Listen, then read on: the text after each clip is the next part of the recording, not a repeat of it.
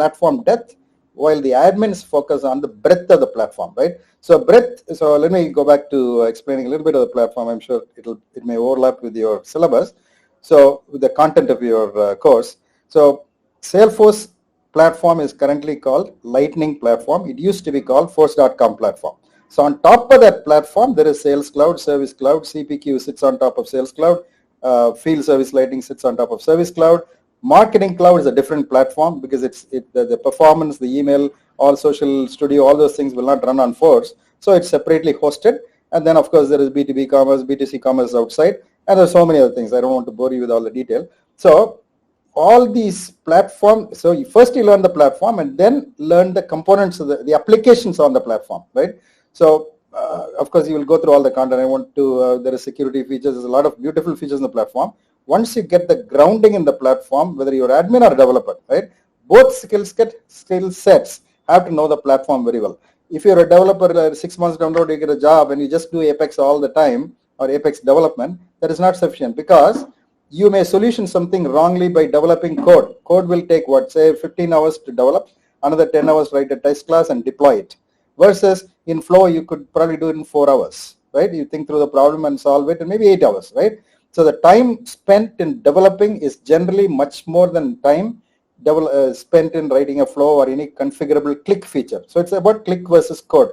So the more code you do, the more money your client is spending and the more scrutiny you will have. They look at a timesheet and try to find why did you say defect, why do you have to pay for your defect, all these things will come, right? But when you do configuration and click-based feature enhancement of the platform for your customer, you are saving the customer money.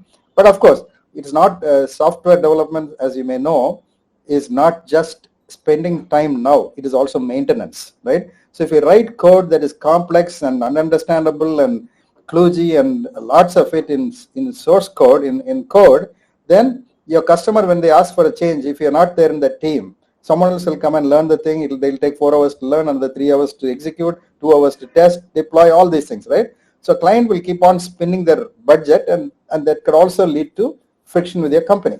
So the more click features you know as a developer, the better success you will have because you will be able to do the click or at least determine, okay, this is a click feature. Your lead may say trigger and you say, hey, come on, this can be done in Flow itself, right? I'll do it for you. And then you do it. Otherwise, if you're not that proficient, tell another admin to do that work for you, right? So there are so many, these are some nuances I want to mention. And I'll give you one example from one of my customers about 10 years back. They are basically an eviction lawyer.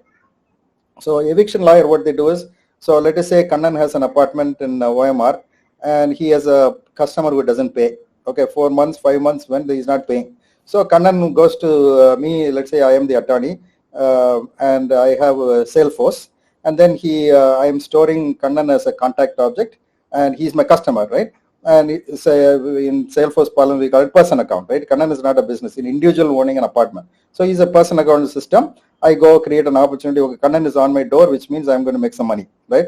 So he wants to take someone out of his apartment and there is a court proceeding. There's a lot of formality. So let's say he has to create a document to the Chennai City Corporation. Then he has to have another document to the Tamil Nadu government, one to the Indian Union government, and then so those things. So let's say another client from Karnataka comes to me. There will be a different set of forms, right? Each court has its own things. There are different languages in our country, so all those things. So to get this data that Kannan, his client, and the court filing PDF, I have to merge all of these things together, right? I have to merge that. Salesforce, as many of us know, Salesforce doesn't have document or complex document merging technology, right? Salesforce has mail merge, which is basic. So if you want to put detailed information, child level records and all those things into Salesforce, you have to buy a product. And that is where the app exchange comes, right? So one big difference between what you would be doing as, let's say, Angular developer or similar React developer, you will take libraries and pull them together, maybe use an API or integrate them in some way, either page-based or controller-based or whatever, right? While in Salesforce, you have the beautiful ecosystem of the app exchange with thousands of applications. Even in 2008, there were about 2,000 applications, right? So the app exchange ecosystem is another thing another aspect that you should learn and understand as you experience. In 6 months, you're not going to learn everything. First, learn the platform, then the Sales Cloud at least, Service Cloud to some extent, and then you learn on the job. You will learn. Okay, if the customer comes and says, "I want to have a grid done," the software has a grid called A grid. There are so many other grids also in the market, right? So instead of developing 100 hours, I'm doing this development because I like doing development. That is a wrong approach. You can go and tell the customer, there are so many grids here. Can I do an analysis and compare the different grids and tell you which one is good for your price point or whatever the parameters you have, right? So put your analyst cap whenever, either you're a developer or admin, critique the solution that your lead or your customer comes up with. Put your head into solutioning on the Salesforce platform, Salesforce application stack, which is the ones that Kannan already mentioned.